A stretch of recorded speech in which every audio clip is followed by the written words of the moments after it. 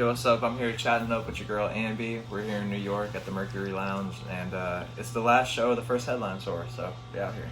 So yeah, I have Kid Quill with me right now. Tell us a little bit about yourself. So I grew up in Indianapolis, Indiana. Still live there, and I kind of just like fell in love with hip hop at a young age, and it wasn't until I went to college that I was like, man, it'd be kind of fun to try to make some of this stuff for fun. I never went into it trying to like make it to blow up or anything. I just thought it'd be fun, and from there I just kind of fell in love with the process, and that's Here you are. Yeah, that's kind of how I got here. So what were your inspirations? Like, what inspired you to rap? Like, who were the people that you looked at when you were thinking about rapping? I was like in high school, man. It was like Mac Miller and Wiz. Those were like my two that I felt like every big moment or every fun moment, like with my friends in high school, was linked to like a Mac Miller song or a Wiz song, and I was like, man, I kind of want to create music that me and my friends can do that too, and that's kind of where it all started. But those two artists, like especially in high school, were two of the most influential. So even now you're older, is there anybody else that you still look up to that still inspires you now to this day? Oh yeah, I'm inspired by all different types of genres, all different types of sounds, all different types of artists. Okay. It's kind of just like my music taste is all over the place. Like on this last album, my whole playlist was just filled with 70s and 80s music, like Queen and The Cars, and I'm drawing blanks right now, Elton John, and, right. You know, all these REO Speedwagon, bands like that, and like I never really appreciated that kind of music. Like my dad would play in the house, but I was always like, come on, Dad, put on some Young Jeezy or some, you know. Right. And so now that I'm older, I was able to appreciate that music, and that's kind of the energy I wanted to tap into this album specifically. So now, fast forward, you're on tour, you're going to a whole lot of cities. How do you like that? Like, did you ever picture this in your like? No, yeah, it's fun. Like, there's been times where like we get tired, right? And like the lack of sleep gets to you, and you know you're just not eating the healthiest. But then you wake up and there's 250 kids that are excited that you're in their city, so that keeps kind of just like the most inspiring thing like you could ever think of. So it kind of keeps the wheels turning. And what's the craziest, because I'm not gonna hold you long, because I know you got a set soon. Yeah. So what's the craziest thing that's happened to you while you're on tour? Like, what's the craziest thing, like with fans? Because I know you probably have a lot of them. That line was pretty long into the corner outside. Yeah.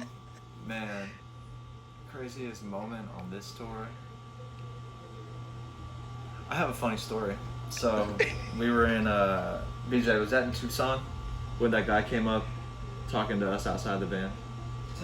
Tempe. So we were in Tempe, and this guy came up and he was really like drunk, like blackout drunk, and he's talking to us, and he asked if we had a lighter. We gave him a lighter, whatever. He smoked a cigarette, and we're talking to him, and it was when I was opening for Skizzy Mars.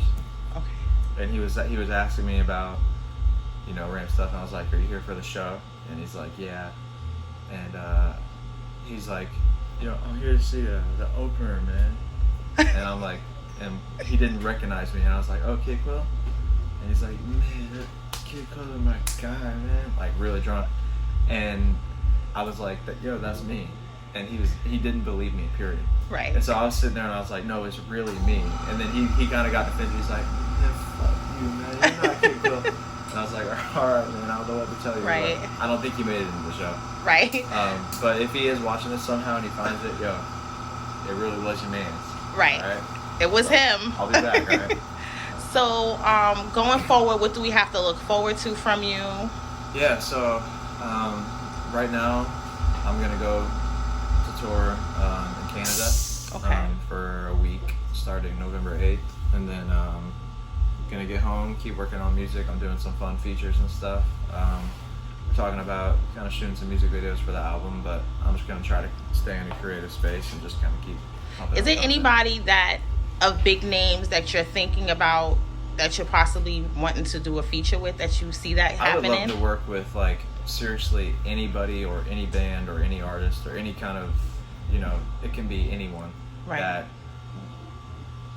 inspires me or pushes me to be a better or more creative person. So like I'm open to anything.